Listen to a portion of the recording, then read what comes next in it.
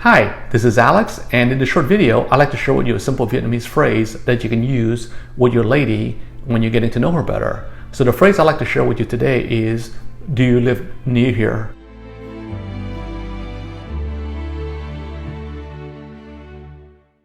But first, how would you like an ongoing supply of free reports, helpful resources and unique cultural insights for meeting, dating and marrying a Vietnamese woman? Too easy.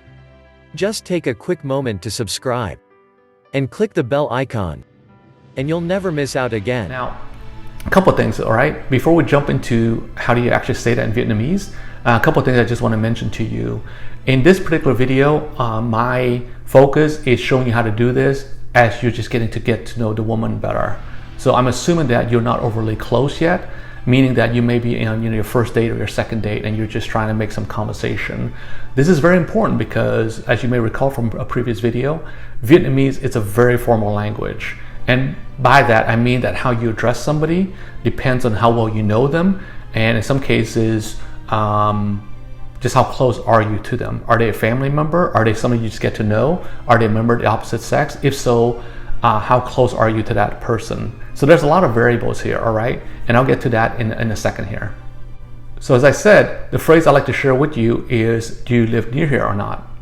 Okay? So now, before I share with you how to say that in Vietnamese, let me kind of quickly remind you a couple of things. In addition to being a very formal language, Vietnamese is what we call a tonal language. By tonal, I mean that the sound, each word has different levels of tonality, for lack of a better word, almost like a pitch in music on how you pronounce it.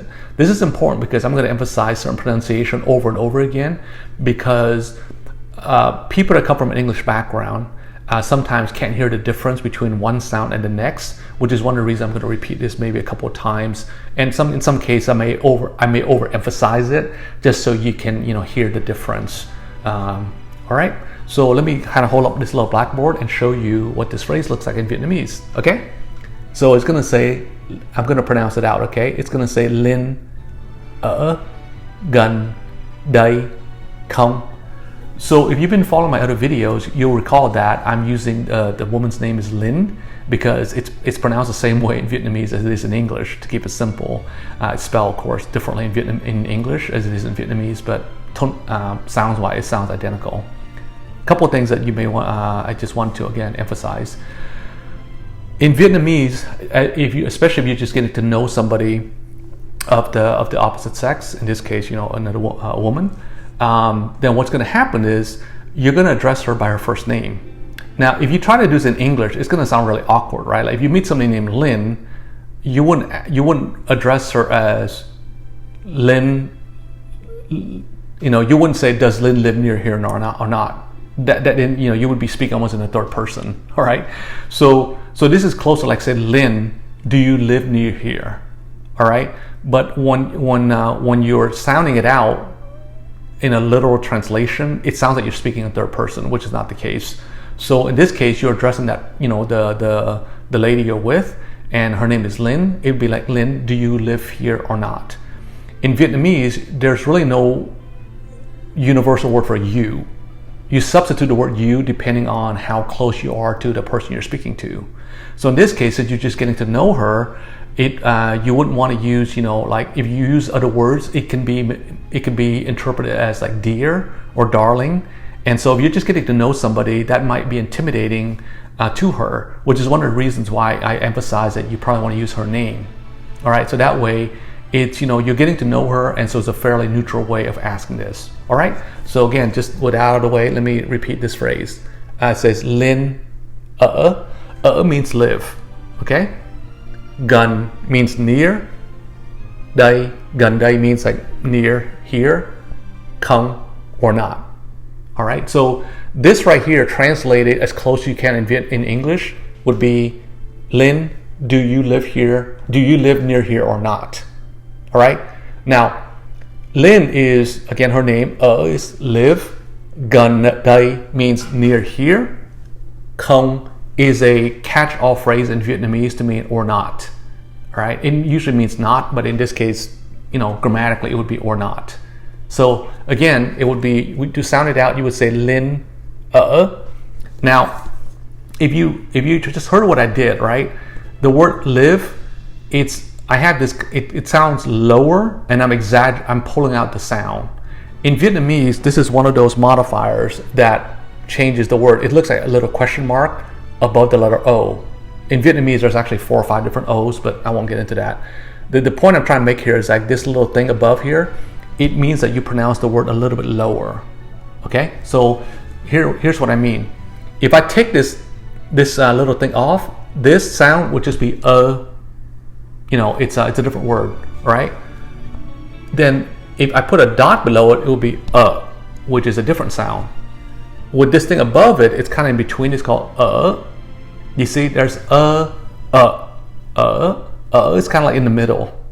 Okay, so again, it would be lin gun. You see, this word gun means close. Gandai means close or not. You see, so you'll notice there's this thing above it, right? So this is pronounced gun. Notice that it's a little bit lower, but not as close as gun. You see, so Vietnamese, as I said, has different. Again, at the risk of repeating myself, different levels of pitches, and this for an English-speaking speaker is what I've been told is one of the hardest things to kind of get correct. So I'm doing the best I can to articulate it so you can hear it orally. This is one of the reasons why it's tough to learn a foreign language by just reading a book, because it's really hard to hear how it's supposed to sound. All right, so try this again. Lin gun dai. Okay, dai gun dai means near here, right? Now, if you recall this, in a previous video I mentioned this. In Vietnamese, the letter D, to make it a D sound, we have a little bar across it. That's why I have that. Just want to point that out. Okay, lin gun dai. This last one right here, this word is không. Now, if you in some previous video, I mentioned that Vietnamese has what's called a hard C sound and a soft C sound. This word has what we call a soft C sound. Okay. If I were to say that with a hard C sound, it would be công, which means more like work or effort. Không is a softer sound, right? And that's really the sound we want here. Now, fortunately, this word English has what's called a soft C sound. So by that I mean that you would pronounce that with just the letter C. Okay, so this word right here, không, is a catch-all phrase to mean either nothing or not. So in this case, what we're doing is we're using it at the end of that sentence to mean, Lin, do you live near here or not? You see, so if you leave it off, you can make it work, but it sounds a little bit abrupt. So just as a matter of practice, when you're asking somebody a question, you typically put the word không at the end of it. All right, so let's try this again, okay? And please, feel free to pause this video, rewind it, and until you can hear this.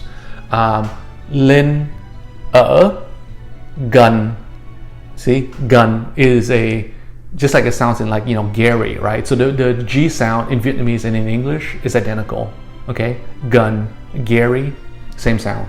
All right, Lin gun dai. Okay, so this is as I said, it's one of the easier words to pronounce. Dai, just same D sound that you have in English. And this last word, không, is pronounced again, không.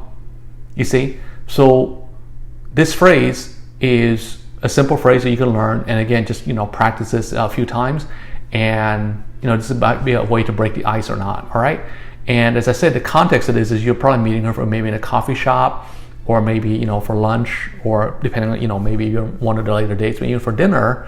And so the question you would ask is like Lin gần đây không, means that Lin, do you live near here or not? Because then that can then say, and she says yes I do, or if she doesn't, she'll say no I don't. At which point you may want to get her a taxi or Uber to give her a ride home. If she's near there, you may want to ask, in another video I'll ask you, say, can I walk you home, right? Or can I, or something like that. Okay, so to wrap up, 2 things you want to remember about Vietnamese. 1 is a tonal language, and then 2, it's also a fairly formal language. So in this case, the lady's name is Lynn, and we're asking her by using her name. So that way it's a polite but non-threatening way of addressing her. Okay. In other videos, I'll share with you, like, if you're basically maybe at a later stage of the courtship, or you've been going out for a while, I'll show you how to address somebody. So that way, just as you want to address somebody too close, too intimately when you're first going out with them, once you're at least close to them, if you try to use it this way, it's going to feel really awkward, because now you almost like talk like you're two strangers, not strangers, but two people that just met, and she's going to then say, okay, I thought we're past that point. You see, so this is a little bit of some of the social things that are very specific to Vietnamese and many Asian languages that doesn't quite, that doesn't exist in English. All right. So in wrapping up, let me try it one more time, and then I'll say, I'll wrap this video with another phrase I've been using all the other videos as well. Okay. So again, let's try this again. Linh ở gần đây không? Linh ở gần đây không? All right. So practice that a couple of times, and of course, then we have to then address, take into account, like, she's going to say yes or no. But as I said, that's a topic of another video. Okay. So as I'm wrapping this up, I want to share with you another Vietnamese phrase for thank you that I've used to wrap up many of these videos. All right. So that would be cảm ơn. Again, that's cảm ơn. Okay. So my name is Alex. It's been my pleasure to share with you this phrase. And if you're, like I said, if you're out with a Vietnamese lady, just use this as a way to at least demonstrate that you're making a concerted effort to learn her language, and then by that, then she'll know that you're somebody that's willing to invest in learning her language, her culture, and then it'll be a way to demonstrate that you're interested in a long-term relationship versus just just kind of like a casual date. Okay. So again, my name is Alex. I want to wrap this up. Hope you enjoyed this video. And if there's any comments on how I or Vanessa can improve these videos, please let us know below. And if you find these videos valuable, please also share this with a couple of your friends. Okay. So this is Alex signing off, and I'll see you in the next video.